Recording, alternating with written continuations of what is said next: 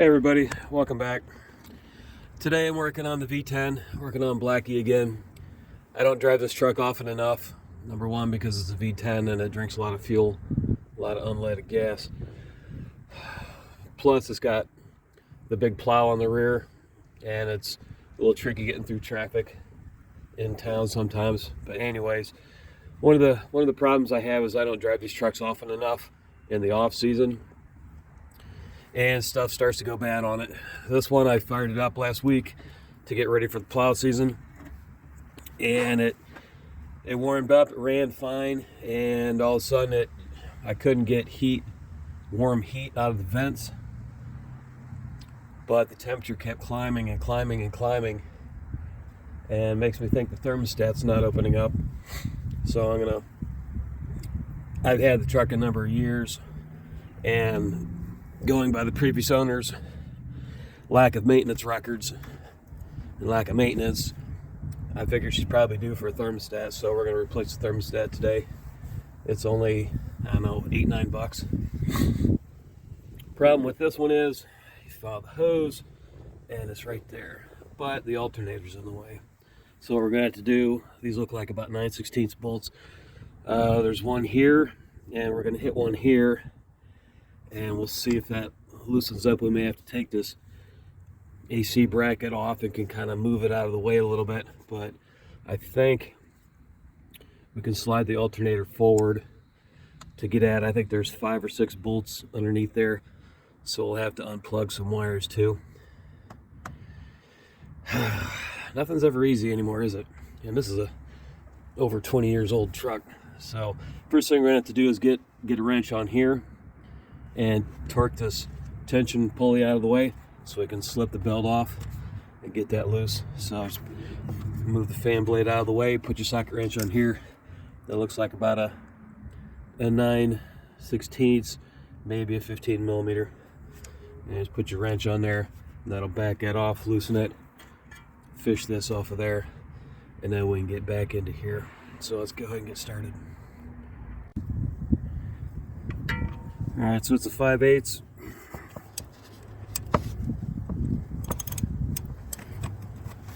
You gotta push down. Let's go loosen that up. And get this propped right.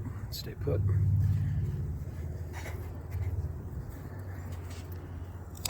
Just go like that. Let it down slowly, because you want this thing to snap back. That'll go further than it was, so there we go. Get that just like that. Peel your wrench off. There we go. All right, now we can work on these bolts here, and we'll get these two. This was actually a 5/8, so for reference. All right, so I got three of those off. They're 1/2 inch and 9/16.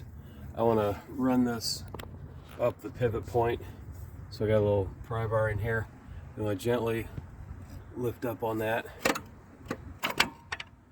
And we should be able to, a little persuasion over here. Careful, make sure there aren't any wires around. All right, so that's it. Now, I left this one in here. I guess I can take it out.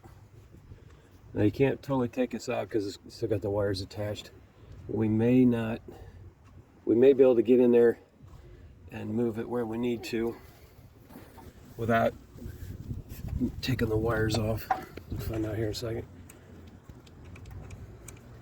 And this has a lot more threads than I thought I left on here. There we go. I should be able to move this out of the way a little bit. There we go. Kind of hard to get a handle on it. All right, so there's a mounting point right there where that last bolt goes in. I'm not sure if there's something else behind it. Yeah, these AC lines I may take off because they're kind of in the way. This truck This truck hasn't had AC in over a decade, so there's no worry about any refrigerant still left in there.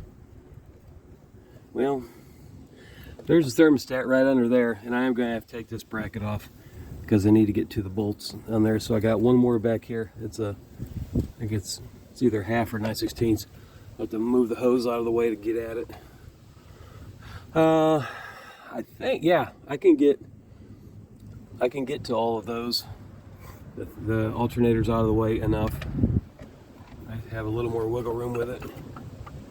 So let me get that back bolt off, get this bracket out of here, and then we'll take the hose off, get a pan to try and catch the coolant,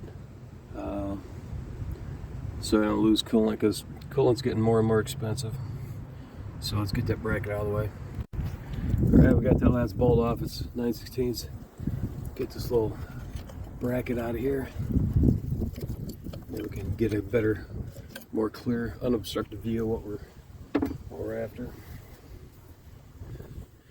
Alright, so 2, 4, 5, yeah, 5 bolts on that. They look like they're 1/2 inch. Yeah, we'll just take the big hose off. This return line shouldn't be in the way. It should be all right. So I get some vice grips, channel locks on there. Get that off of there, and pull that off. All right, so we got that off. No antifreeze on the top hose, which makes me further think that the thermostat wasn't opening, because normally there's a little bit in the top hose. Anyways, we got 6 bolts, 1 on each end over here, and then 2 on each side there. So it's like a 1/2 inch. This connector just pulled off. This is a vacuum line. Do not damage it. Pull that up and out of the way. Get this guy out of here, and then be careful with this guy here. Gently pull that out of the way.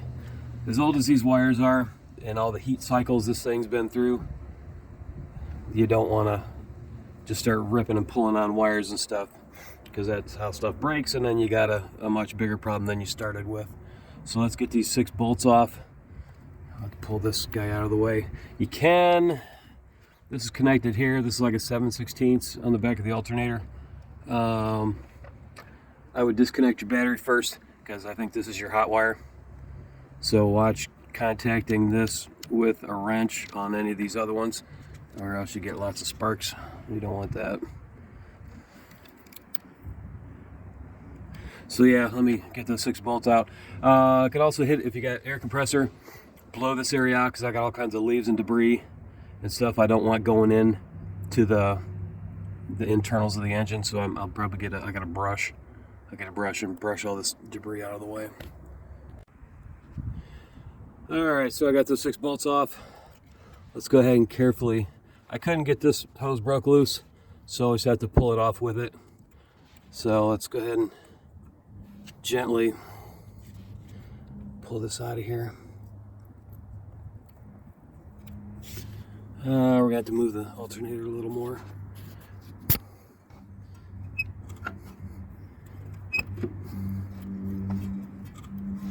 Get that out of the bracket.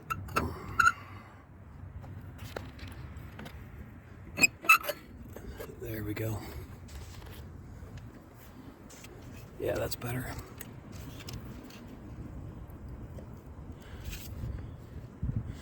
I gotta get the alternator wire out of the way.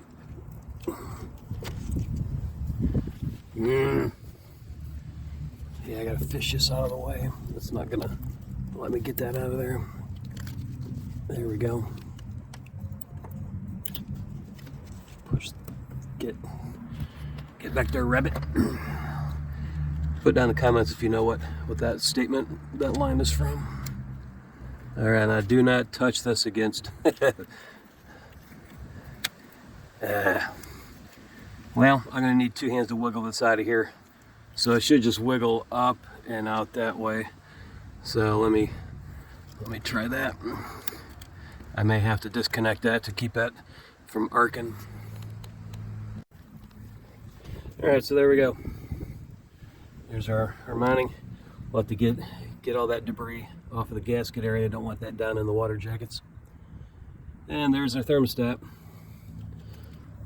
Yeah, it looks like it's been a while since this guy's been opened.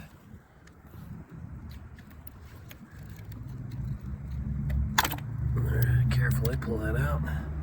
Still got the O-ring down in below that.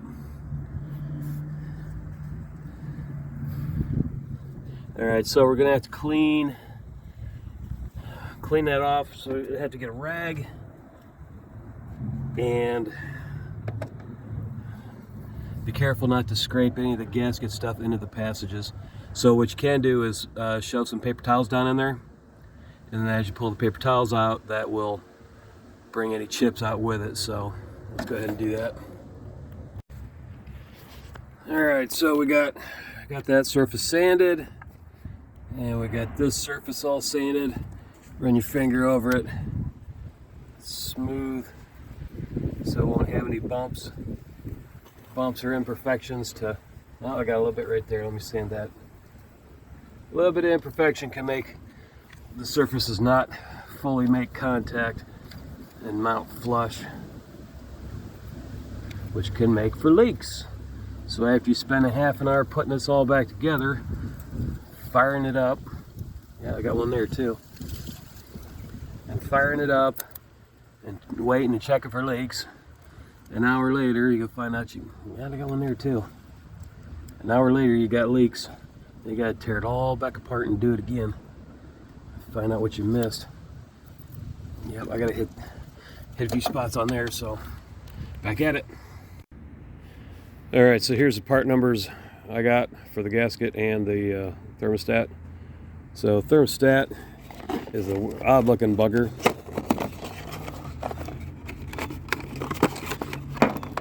She's a deep dish. So this looks actually different. Let me get the old one out here.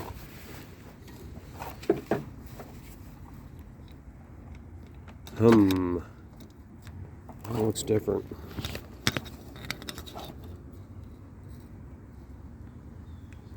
It's got a big button on it that goes up into the housing. But the housing has where the thermocouple is. You see up in there? It tells your engine how hot it is. Huh. Looks similar. Alright, so anyways, the one that was in it was probably a 195. I got a 180 because when I'm driving this, even especially in the winter, let alone the summer, she runs hot. This big block will melt any snow that's laying on the hood. Once it gets warmed up, you can see the steam coming off. So it's not going to hurt it a bit to have a thermostat at 180. It'll still be plenty toasty inside the cab, but I wanted to do that because I used to have a 88 Chevy 1-ton. It was still a square body, being a 1-ton, and it had a 454 big block. This one's a 488, and that big block in that dump truck Chevy, it melted snow off the hood. She ran very hot. They're designed to run that way, but I don't know. I like to run mine a little cooler just to be a little on the safe side. It'll still get plenty of circulation, plenty of heat in the cab, and that'll help keep it a little cooler in the summertime too. So take that advice for what you will. All right, so this has a gasket that goes underneath it, which is right here, and this has a little step ring ridge in it. Put that in over that, and that nests and centers itself right in there. If I had two hands, I could show you. So about like that. All right, so let's pull all our paper towels out and set that down in and put our gasket in. All right, so this has a recess in it too, where the thermostat goes on this side. So make sure you clean that step ring, that step down. Make sure you clean that out real good too. Then go over your your gasket surface one more time for any imperfections. It looks dirty, but she's smooth, so she's ready to go. Get one last wipe down with the paper towel. Make sure the paper towel don't go down, get stuck in any of the holes like that right there. Okay. All right, I think we're good. Go ahead and put the gasket down in there. All right, so we got an issue. You can see as this is centered over the bolt holes, I got 4 little tabs that get in the way of the gasket. And that's going to get in the way of the thermostat sitting down in there too. So what I'm going to do is take the scissors, and you can see where the arc is. I'm just going to follow that arc and keep cutting and get that gasket totally out of the way of that, because that gasket should not be interfering with that. So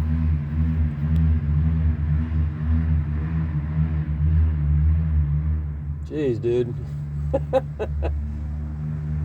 I would take that turd either to the muffler shop or the junkyard. Good grief. Alright, so you can see it cut the lines. Not cut the lines, cut the tabs off. And she fits better.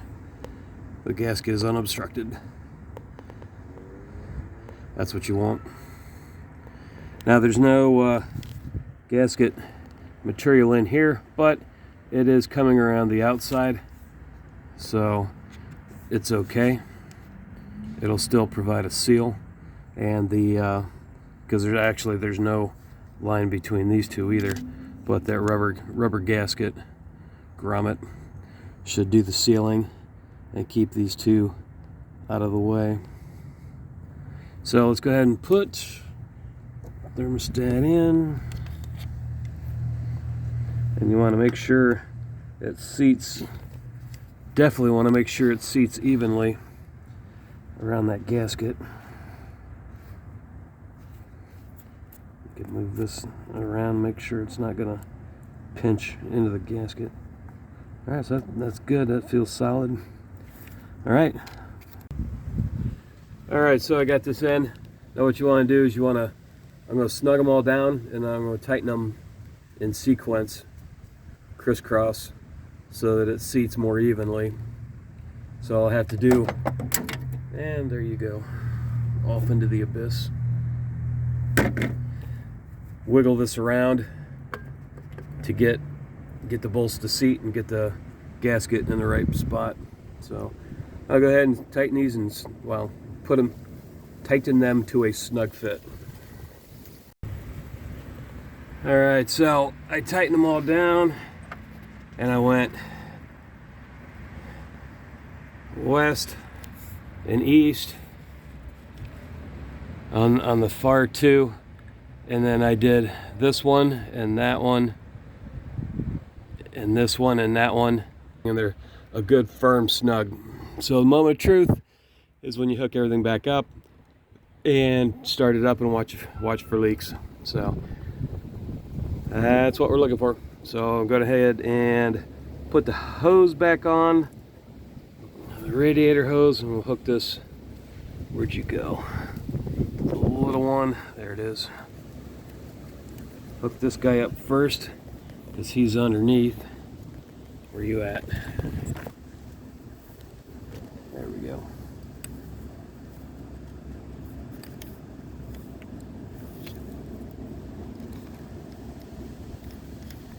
Make sure that fits right. Okay, that's your temperature gauge. That one's hooked up. This is for the alternator. I got to get this clamp back down over this. Get this vacuum line out of the way, and then put the hose on. Let's go ahead and do all that. Alright, so put this 4 bolts back on the bracket, And of course I had to go in between these two lines and pulling the socket out. I did it gently and it still dropped my socket into the abyss. Thankfully, so far anyways, this Harbor Freight flashlight has a magnet on the bottom, and bingo, sweet. So, all right, put this bracket on, and we'll do this last now, because once you put this down, it gets in the way of everything else. So pull this vacuum line out of the way. Sometimes I'll put grease on the hose so I can get it off in the future, but this one seems to be all right. Double check everything. Oh yeah, got to plug this guy back in and put the clamp down. We'll check our coolant, see if we're low on coolant, and then fire it up.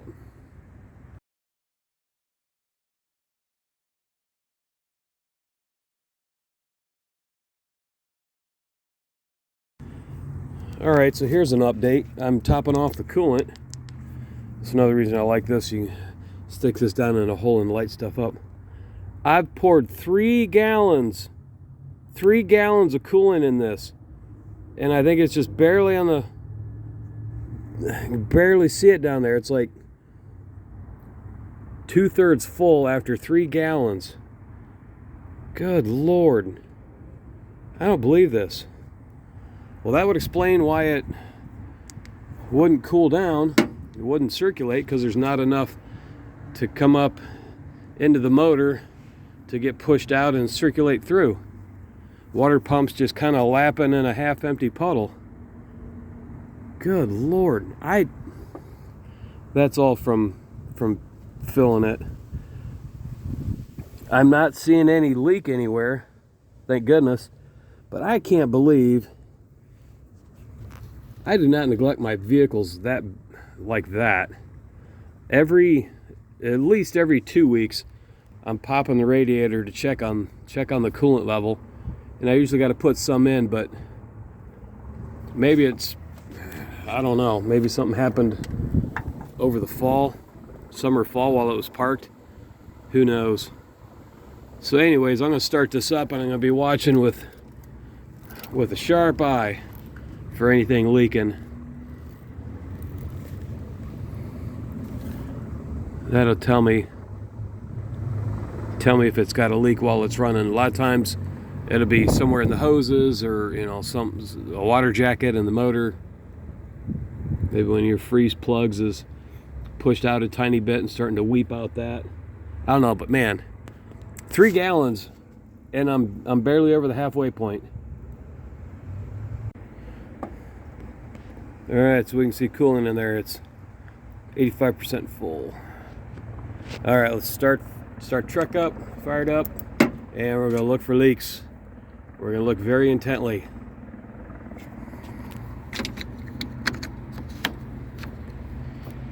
All right, so first thing we want to look around the gasket for any leaks.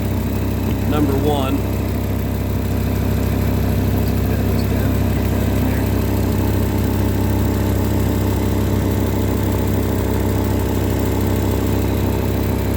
Oh, wait, forgot, holy crap, forgot. I got so preoccupied with looking for leaks, I forgot to hook up the serpentine belt. Not so bright, Mr. Smith. All right. Thank you, Lord, for showing that to me. Man, that's not good. It's not gonna hurt it if it runs a little bit like that, but boy, you don't want to leave it like that, because your water pump's not turning and your accessories are not turning, which means it's draining your battery too. So clear your head, double check your progress, make sure your belt's back on. I was wondering also why it was really quiet, and the thing that tipped me off was the fan wasn't running. So I'm like, oh, that's why. All right, get the belt back on. All right, so I'm pushing down on this, and that's running the pulley up until I can slip the belt over that pulley. See if I can do this one-handed. We're two-handed. I have the camera still. Tell you what, let's go over the pulley, the alternator first, and then we'll slide it over the idler pulley. Come on. There we go. That looks good. We push the bottom of this belt out just a little. Get it up there. You want to get everything as centered as you can, and then it'll slowly let off. And then the belt will center itself within the first revolution or two. But you want to make sure it's evenly spaced on your pulley. Everything all in a straight line. That looks good. All right, now let's go ahead and start it. Whew. Sometimes you forget. Alright, so that looks better. Alright, now keep that in here.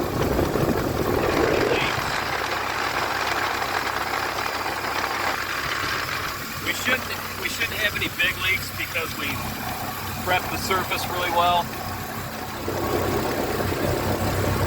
But if you had some minor imperfections, you might get a slow leak, and that usually won't show up until the system is pressurized to about 16 pounds.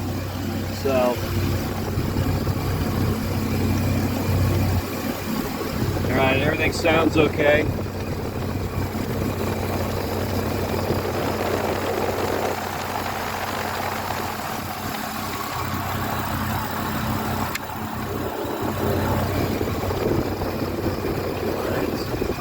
Spark plug wires. All right, let's, while you're here, take a look. The power steering pump pulley wobbles a tiny bit, but it's not making any noise. So that's something to keep an eye on. Check your fluid level in your reservoir from time to time. All right, let's go underneath and take a look.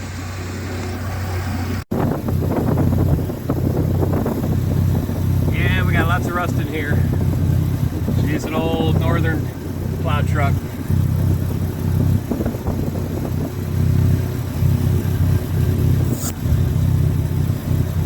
Well, I don't see any dripping. That's good. You know, it could be hoses, could be the water pump leaking back through. If you get white misty exhaust coming out the tailpipe, that could be a leaky head gasket. All right, so alternator looks good. Looks good on the oil pressure. Gotta get some fuel soon. All right, let's go ahead and fish through the steering wheel. This truck has always started putting out heat pretty quick, considerably quicker, you know, a lot quicker than my diesels ever have. Let's go to that.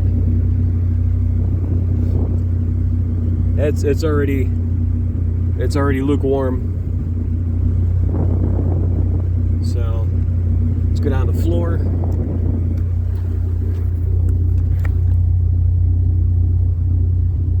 Yeah, it's trickling warm, but I mean, we just started it up, and it's only about 45 degrees out today, so that's pretty impressive. All right, so yeah, that makes a lot of sense why it wouldn't heat up. Well, why the engine was overheating and nothing come out of the vents. It was all barely lukewarm because there's not enough fluid to flow through the canals of the heater core and the engine passages. So, all right, take another look underneath for leaks. I don't want to call it solved just yet, because that is a major amount of coolant loss. I don't know if the big block is just kind of burning it, but man, I always fill it to where I can see it. I know it dribbles a little off the top. Same with my blue truck, but that's why I never fill it to the tippy top, because it's just gonna burned down, and then it usually holds right about here. And for whatever reason, it goes pretty quick, and then once it gets to here, the leaking slows way down. So who knows? Here's something. This is pretty loose. That overheats. Yeah, see how that's swelled? I'm gonna need to cut that so it makes a tighter fit, because under pressure, this hold pressure, this will hold 16 pounds so that thermostat will open up, but this will pop off in less than 16 pounds, so that could make it not work properly. So I'm gonna cut that and then slide that on. You'll know once it's cycled once or twice, so the thermostat's open. You'll see it on the temperature gauge. If there's nothing major after it's cycled through a couple times, you should be pretty good to go. So yeah, that definitely is one of the main reasons this was not heating up. So we may not have had to replace the thermostat, but I don't know how many years it's been since it has been changed, so that's fine. It's well earned a thermostat change, because this sucker, it gets warm. These big blocks, they run hot. So let's go ahead and check the heat.